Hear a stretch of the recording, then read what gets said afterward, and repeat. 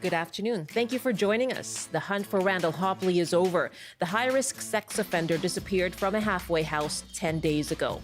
From politicians to the parole board to corrections, criticism has been flying around. Were there enough safeguards? What are your questions about how the correctional system works?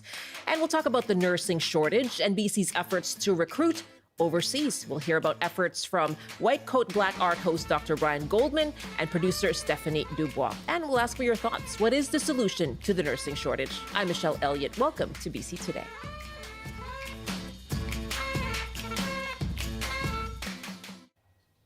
Thank you for joining us on CBC Radio 1, live streaming on CBC Gem, cbc.ca/BC, and on the CBC Vancouver YouTube page. Well, to our top story now. Police in Vancouver say they have arrested Randall Hopley. It brings a 10-day search to an end. The high-risk sex offender removed his ankle monitoring bracelet and vanished after leaving his halfway house on November 4th. He spent 6 years in prison after abducting a 3-year-old boy in 2011. His criminal record also included convictions for assault and sexual crimes, including 3 sex offenses against children. In 2018, he was released and was living at the halfway house in Vancouver under a 10-year-long supervision order. And this morning, he was located in the downtown east side by police and arrested shortly after 6 a.m. Now, the case has triggered political calls for accountability and questions about whether the supervision of Hopley was sufficient. You can join this conversation. What questions do you have about how the correctional system works, how it operated in this case? You can call us 1-800-825-5950, 604-669-3733. You can hit pound 690 on your cell phone or email us, bctoday@cbc.ca. And to discuss this in more detail, I'm joined by Rob Danu. Rob is a criminal defense lawyer and co-founding partner of the Danu Dhaliwal Law Group, also a former Crown prosecutor. Good afternoon. Good afternoon, Michelle. It's a pleasure to be here. Thank you so much for joining us. What are your thoughts today as Randall Hopley has been found and apprehended? Well, it's a relief. It's a relief for the system. It's a relief for the community. And your show is very apropos. The question is now, what went wrong, if anything, and what can we do about it in the future? So what went wrong, if anything? That's a great question. And that is the question we must answer now. So in terms of how this should be broken down in terms of assessing, we have to take a look at how the halfway house and our criminal justice system works. So in terms of halfway houses, we have to understand that a halfway house is called a halfway house because it's halfway from jail and life back in the community. And the goal of a halfway house is to give individuals a chance to re-establish themselves back in the community, whether that's with life skills, whether that's with helping them find a job, whether that's with further treatment if they have addictions issues. So the goal is to transition them back into the community. And the question now is, in terms of Mr. Hopley, were the correct conditions in place to make sure that the safety of the community was protected while he was transitioning back? I guess the initial reaction people had to this story was first, how does someone with a history of serious convictions manage to just escape, to just cut off a monitoring anklet, bracelet? And how does that happen? Seemingly fairly easily. Well, the cutting off of the bracelet is not very hard at all. All you have to do is cut it off, literally. Right. So the question is, were there enough, in terms of his assessment, his risk assessment in the community, were there enough conditions in place to help ensure this does not happen? Now, look, we live in a system of democracy, so our system of justice is always trying to balance protection of the community with an individual's liberty interest. This is not North Korea where we can just lock people away forever and throw away the key. So what occurs in a situation such as Mr. Hopley's is that the Correctional Service of Canada or the jail system will have a great deal of information and reports that they provide to the National Parole Board. And the National Parole Board then takes that information and they impose conditions that they feel are sufficient to control individuals such as Mr. Hopley when they're in a halfway house. And that's where Premier David Eby has pointed his criticism at the parole board, saying there were not enough safeguards there. He's looking at a proposed legislation federally he says, to amend that. But what do you make of that criticism then, that this falls to the parole board that did not put in, according to the Premier, enough safeguards to prevent the escape? Well, hindsight is always 20/20, and Premier Eby has cause for concern. So we now have to take a look at what information was provided by Correctional Services of Canada to the National Parole Board, and was it acted upon appropriately by the parole board. In terms of the bail reform amendments, or Bill C-40, that's now before Parliament, in Mr. Hopley's case, it simply would not have made a difference. Those reverse onus provisions which apply to certain offenders would not have applied to Mr. Hopley. So that is a bit of a red herring here. Okay, can you explain that for us then? Because this is what the province has been touting as bail reform to deal with repeat offenders. How would that not apply in this case then? So these reverse onus provisions under Bill C-40 apply to a select group of offenders, some individuals who have a violent history, other individuals with certain firearms offenses, some individuals who have a domestic violence history. In Mr. Hopley's case, when he was arrested, he wasn't arrested for a new violent offense. Rather, he was arrested for breaching the conditions of his supervision order. So the reverse onus provision simply would not have applied because it's not a new violent offense that he's committing. Okay, so those are two separate things. What do you make then of the Premier speaking out about this, his political opponent speaking out about this as well, saying this falls to the BC Prosecution Service, in that they could have argued that he stay in custody rather than the halfway house. Is there politics at play here then?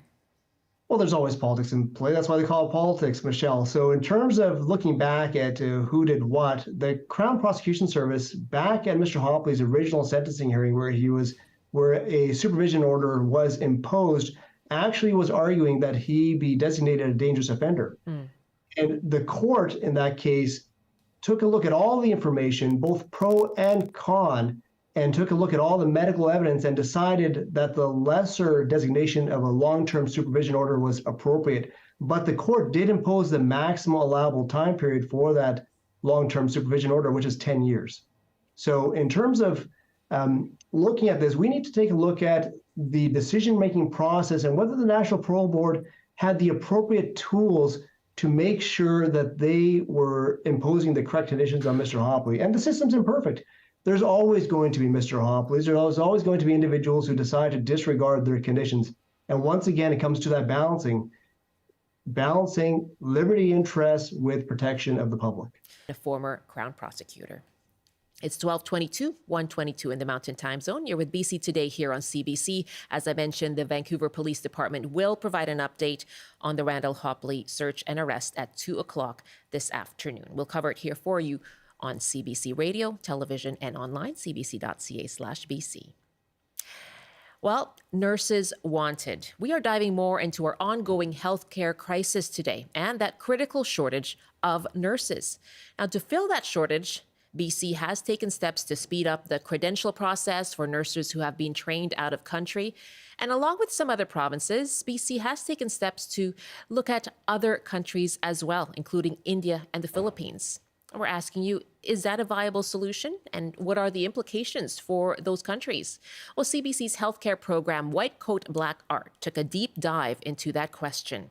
And a few months ago, producer Stephanie Dubois traveled to the Philippines to look at the issue of recruiting nurses up close. And here's her report on how Canada is recruiting Filipino nurses and how this impacts healthcare workers and patients left behind.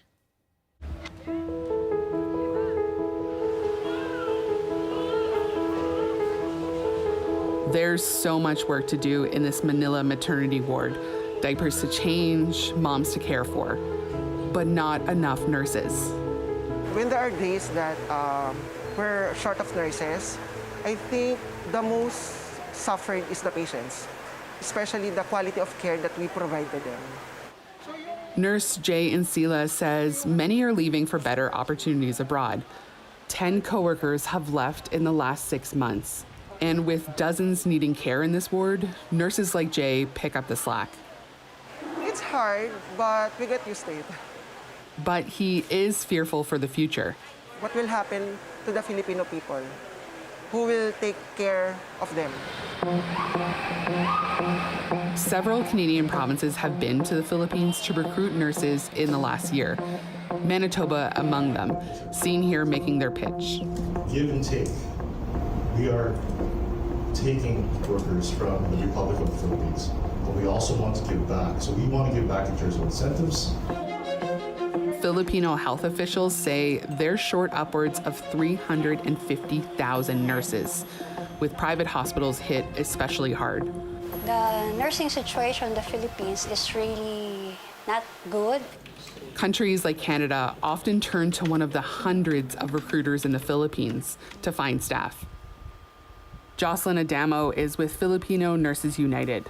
The Philippines is actually a labor exporting country, and we have been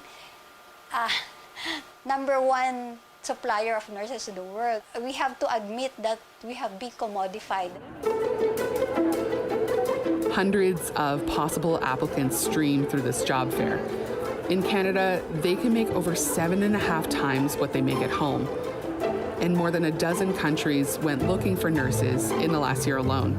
Just for this month, 4 will be resigning, and they have been given the opportunity to go abroad. Dr. Urbe Bugay is in charge of a hospital in Bulacan, just outside of Manila. And he says recruitment has become so intense that countries are now hiring new graduates, a pool of nurses that local hospitals typically rely on to staff their wards. Those recruitment strategy is working for them, for those countries, but not working for us. Many in the Philippines say nurses need to be paid more, with some making less than $350 Canadian a month. And they need better working conditions. #safe nurse to patient ratio. And we believe that it would not reach the very critical situation if we take care of our nurses here. Until those changes are realized, countries like Canada will remain an outlet for Filipino nurses, creating a solution for one country and a growing concern for the other. Stephanie Dubois, CBC News, Manila. That's CBC Stephanie Dubois. And that documentary first aired on White Coat Black Art in September and on The National, as you just saw. Well, that is the view from the Philippines, where some Canadian provinces have been making efforts to recruit nurses. And we're going to hear more about that right now. We're also asking you, on that nursing shortage, how is it affecting your community? What do you think of BC recruiting elsewhere? And what is a long-term solution to the nursing shortage? You can call us 1-800-825-5950, 604-669-3733, pound 690 on your cell phone. You can email bctoday@cbc.ca. Stephanie Dubois is the reporter you heard there and a producer with White Coat Black Art. And Dr. Brian Goldman is an emergency room physician and host of White Coat Black Art. Both join me now. Hello to both of you. Hello. Hi there.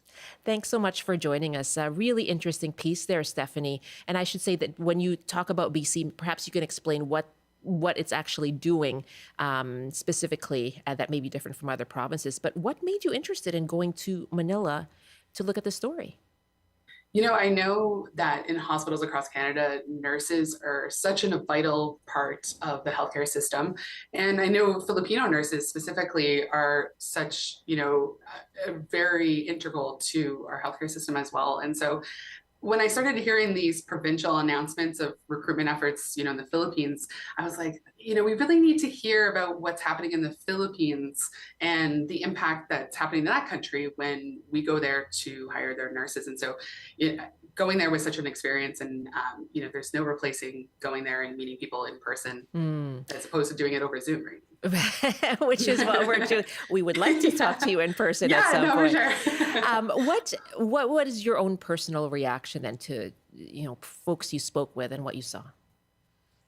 Before I even set foot in the Philippines, I perhaps thought that, maybe some of these nurses may not want to talk about the difficulties and having to make that decision to migrate to Canada. But I was really fortunate to be welcomed into many Filipinos' homes and, their workplaces and hospitals and clinics.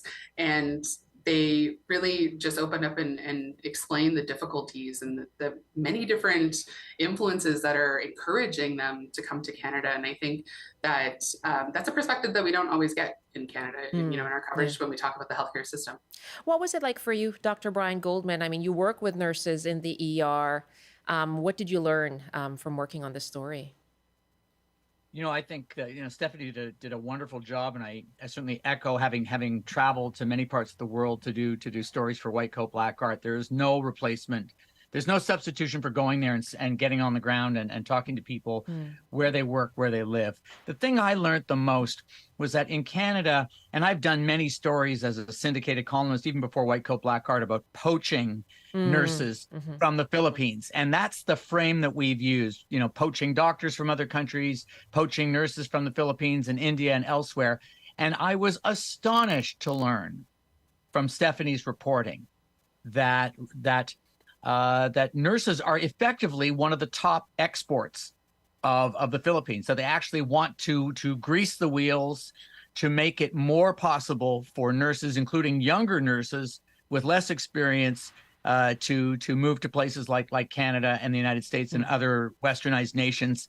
In large part because the money they send back to the Philippines helps float their economy. That was the thing that was most important. So we have to challenge our assumptions about issues like this, and this story actually was a wonderful example of just that.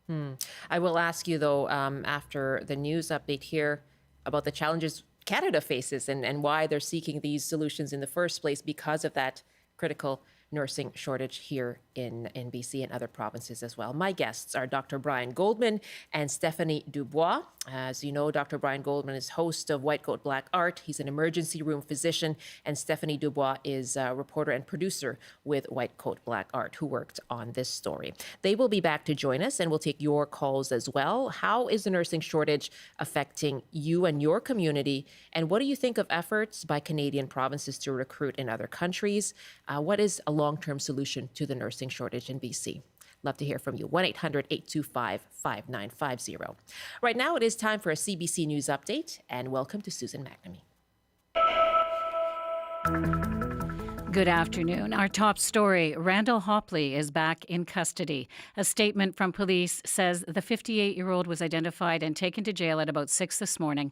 Police will hold a news conference at 2 to give more details. The high-risk sex offender was found in Vancouver's downtown East Side neighborhood, the same area where he walked away from his halfway house 10 days ago and removed his electronic monitoring device.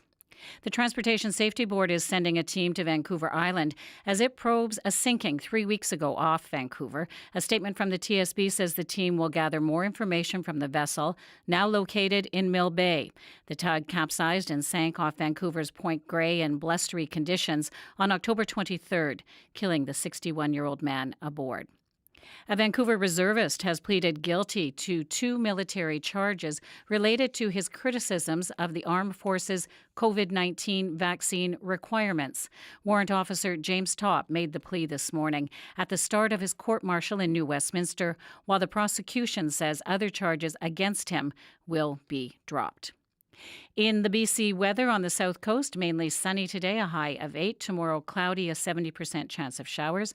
Up in the Peace, a mix of sun and cloud, windy with possible flurries and a high of 1. Mainly sunny for tomorrow. For the central interior, mainly cloudy, a 30% chance of flurries or rain. Strong winds with a high of 3. Wednesday, a mix of sun and cloud. For the southern interior, it's a sunny day, a high of 6 tomorrow, clouds, and a 40% chance of flurries. And finally, for the Kootenay region, mainly sunny today, cloudy tomorrow with a high of 2. I'll be back at 1 with more international, national, and local news and weather too. But right now, it's back to Michelle and BC Today. Thank you so much. Just keep saying sunshine. We'll take it. I'm enjoying it. Let's just enjoy it while the sun shines, Michelle. Yes, exactly. Until tomorrow. Exactly. Susan, thanks so much. Okay. CBC's Susan McNamee joining us from the Vancouver newsroom. And we are back with Dr. Brian Goldman and Stephanie Dubois here on BC Today. Thanks so much for joining us. They are both with CBC's White Coat Black Art, and we are continuing our conversation about the nursing shortage and efforts by Canadian provinces to recruit in other countries, including the Philippines. Stephanie Dubois traveled to the Philippines to cover what it looks like from there when nurses are recruited to work overseas. Asking you what you think about those efforts. How is the nursing shortage affecting your community? And what do you think is a long-term solution? Our numbers, 1-800-825-5950, 604-669-3733. You can hit pound 690 on your cell phone. And before we pause for the news update, Dr. Goldman was talking about learning about what those implications are for other countries when we recruit in other countries. But Brian, you work in an ER. What do you see is the impact of the nursing shortage? Well, just about every shift that I work these days, we're short. We're short nurses, and that means that there's a mad scramble to find a replacement. And more often than not, when you can't find a replacement, it means we have to kind of curtail some of the activities that we have, close pods in the emergency department. And what I'm experiencing is particularly acute in rural parts of Canada, hospitals in parts of Canada where they have, not 20 nurses on duty, but 3. And take away 2 nurses and you're 1 nurse away from having to close the department down. And in a rural emergency department, that 1 nurse, or you may have 2 nurses, and one of them has to do a transport a patient to a tertiary care hospital where they can receive trauma care, neurosurgery, heart care, whatever. And so what used to be a never event, Michelle, that emergency departments would close for hours, several days, has now become an everyday normal event. And that is happening in BC. Yes. It's happening in Alberta. It's happening in Ontario. It's happening right across the country. And the problem is getting worse. And it's not just emergency departments. It's ICUs. It's operating rooms. Surgeries being canceled because there aren't enough scrub nurses. And cancer care that has to be postponed or curtailed because of lack of nurses. Sometimes it's lack of isotopes and lack of MRIs. But very often it's a lack of nurses. Okay, and we'll also talk about the impact of that on the workload of nurses. But Stephanie, in your piece, you outlined what different provinces are doing. Specifically, what is BC doing when it comes to recruiting nurses? Yeah, so when I was there, actually, I had gone to the Philippines thinking that the BC wasn't recruiting or wasn't, interested in having discussions with the Philippines. But lo and behold, I was doing an interview with one of the officials at the Department of Migrant Workers, and she just casually mentioned that she was actually meeting BC that day. And she was meeting your Minister of Post-Secondary Education to talk specifically about, improving the international credentials and potentially getting nurses into, working in Canada quicker. And so BC is really targeting the education side of things, which some of the other provinces have done as well. Whereas, provinces like Saskatchewan are actually going there, having hiring sprees, doing interviews with nurses, within hotel lobbies and that sort of thing, just to try and actually hire the nurses and get that ball rolling in the Philippines. Whereas some of the provinces, like I mentioned, like BC, are having those discussions more on the education side of things. Okay. Let's take a call now from Maya, who's joining us from Vancouver. What are your thoughts on the nursing shortage and where and how to recruit, Maya? Hi there. Thanks for taking my call. I'm actually a registered nurse in Vancouver. I've also worked in the States for 7 years, so I know a bit about both countries. My concern is this talk about having foreign nurses in Canada, which is fantastic. But you also have to realize the scope of practice of a registered nurse who comes from the Philippines or India is very different than someone who has been trained here in Canada. My other concern, and I'll be very blunt with you, is that we need to know why we're having such a shortage in Canada. Because you can bring these nurses, by the time they get through all the exams and practicum and evaluations and all that, it's going to take a long time. And that has been, to me, quite a bit sugar-coated. Transfer call to phone. Oh. Especially by, I see ads from immigration consultants that you can come to Canada as an RN with an IELTS of 4 or 5, which is absolutely incorrect. What does that mean, IELTS? The IELTS is an exam, it's almost like the TOEFL. It's an exam that all foreign nurses and physicians have to take when they come here before they even start their evaluation process and licensing. Okay. So for an RN in Canada, for a foreign RN, you need to pass the three different parts of IELTS. There's reading, writing, there's 3 or 4 components. And you have to have 7.5, and 6. So when the advertisement is all over the place by immigration consultants that you can come and work as an RN with an IELTS of 5, that is extremely misleading. Okay. Yes, I work in 2 different hospitals. The question is, why are we short? Why are we short in Canada? You can use foreign nurses in a setting of, let's say, OR nursing, which is more, hands-on, technical, a lot of equipment. But is an RN that's coming from the Philippines or from Iran or from India, their scope of practice is extremely different than when they come here. Yeah, So and I'll ask, pardon me, Maya, Sure. I'll ask our guests about that, but you get to the point of why is there a shortage here? From your perspective as a working RN, why does that continue? We seem to have all these promises to do something about it, right? In my opinion, because unfortunately with management, when it gets to staffing, management does bare minimum staffing, even though we have our great union behind us. I feel that a lot of units, they don't report and they don't fill out the forms that they're supposed to fill out when there is a shortage.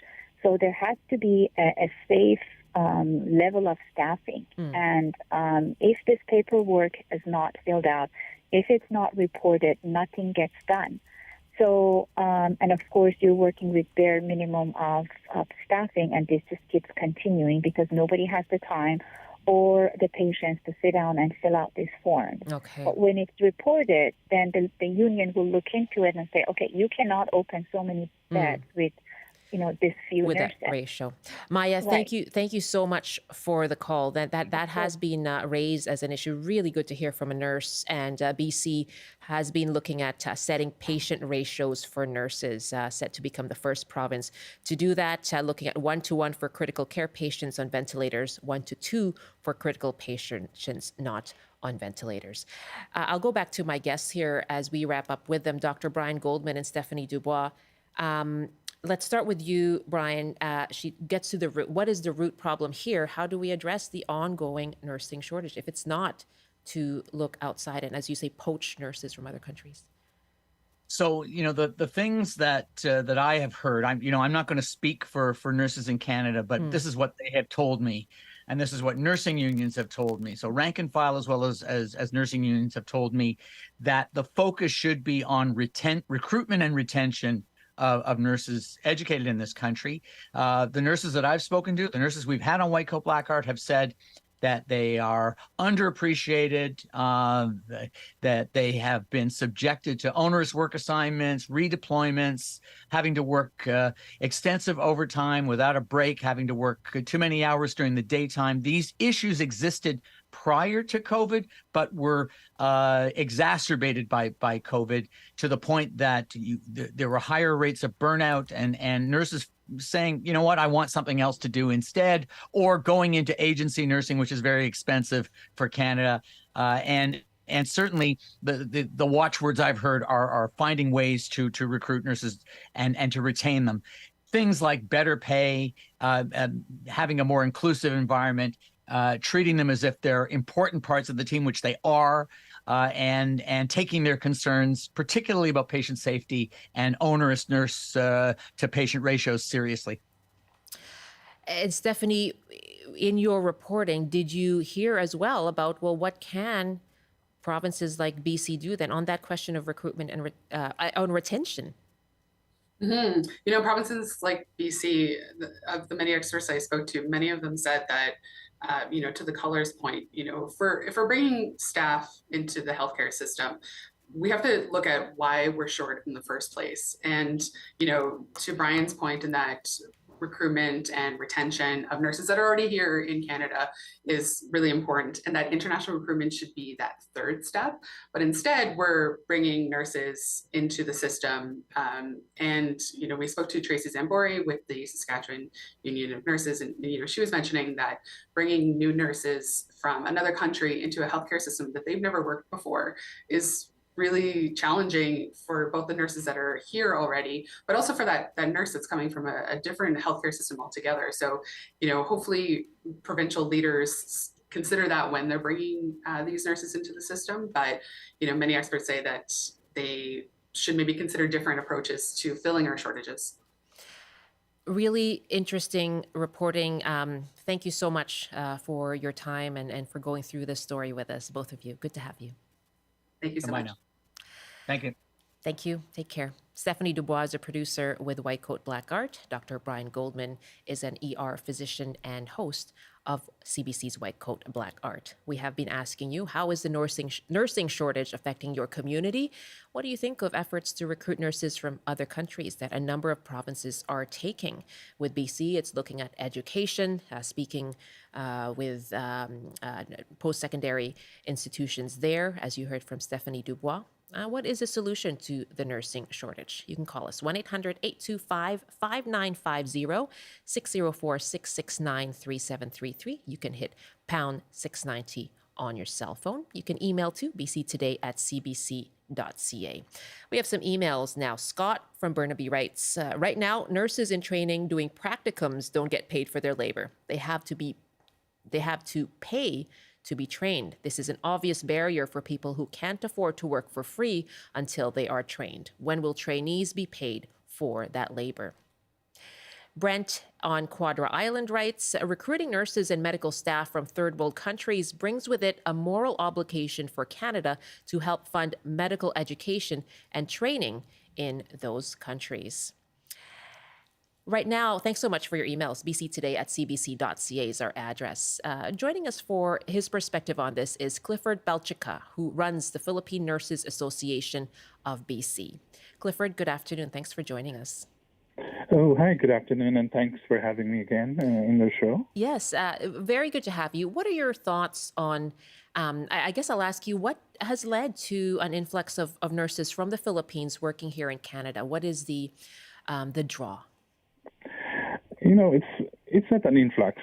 Philippines is one of among the countries who is a labor exporter. They've exported labor throughout the years. Nurses in Canada from the Philippines has been here since the 60s. I myself has been here in the 80s. When I came here, I didn't have to do any education apart from challenging the exams of the Canadian exams, and we've integrated well. One, because we have most of our, as a labor intake country, we have international education processing in terms of the preparation of the students as well. So that is my intake in terms of how nurses coming from the Philippines and from other labor export countries, serving not just Canada but the whole world. Okay, and you came in the 80s?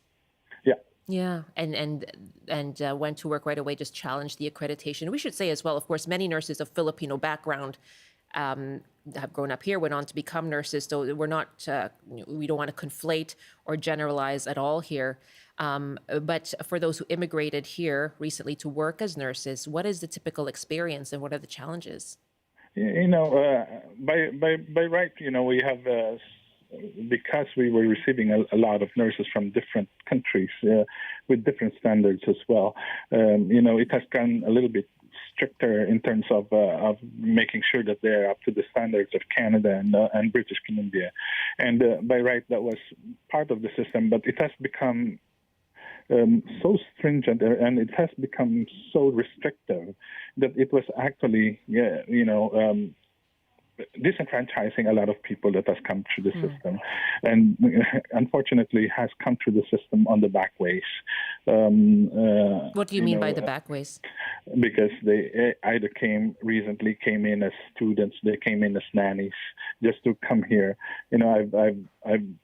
I've just spoken with a nurse that has come from South Africa pretty good experience, solid 15 years, 16 years experience in theater, comes in here. Took about 6-7 years to get accreditation, and get into the system, and spending so much, almost 50-60 grand to get qualified, right? And so those are the challenges, and of course, bringing in the whole family from South Africa wasn't just a challenge there, right? Like they had to survive that 6-7 years. And what did they do in the meantime before they could work? She did everything under the thing, because they couldn't go back. They were, they left their lifestyle back in South Africa, come here, and they had to get whatever jobs menial jobs that they had to take on just to be able to survive day in and day out, right? So, and taking all the examinations, taking all the courses that they had to take to be able to get prepared for the Canadian qualification was so difficult for them. Right. So, yeah. So how does I'm going to go to Marjorie in just a moment, waiting in Vancouver. What's your view then of some of the efforts that BC has taken here in terms of speeding up that accreditation, making things easier for internationally trained nurses? And how do you square that with, what we heard about those efforts to recruit in the Philippines, beyond making it easier here for people who have come here? It was a welcome thing, 12 million or whatever they spent to make and streamline the process. And we were right when we were saying make that happen for the nurses who've been here for 10, 15 years, who've basically given up nursing. They've been in here, they've been trained, and they have just not joined the stream. As I said last year, and it still continues. Healthcare, we are actually treating a sick health system right now. We have in each care authority right now, we get about 500 to 1,000 sick calls a day for nurses who are so in right BC. In BC, in each health region, we have about 600 to 1,000 sick calls a day, because they are sick of all the hours that they're being pushed to take. They're taking on twice the number of patients that they're taking on. We are a very sick system right now. And I'm going to go to Marjorie here, but that number that you raise, is that during the respiratory season, or is that where is that from? No.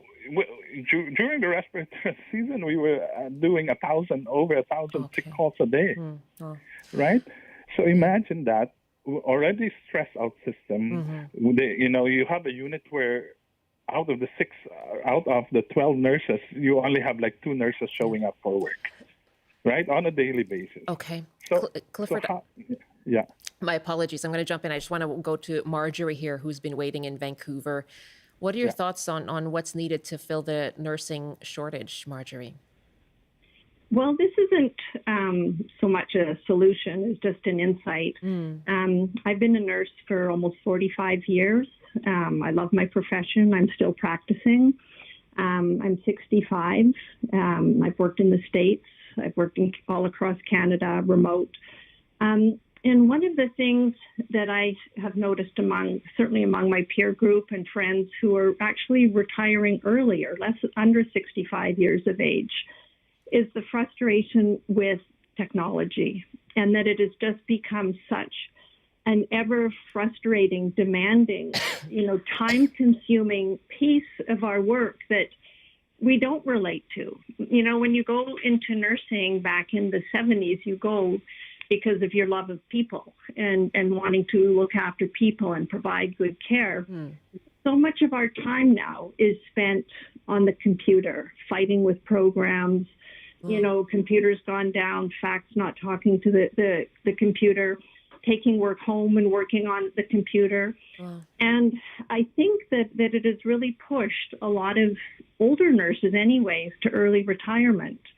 And there is a wealth of experience and labor, that lies within, older nurses.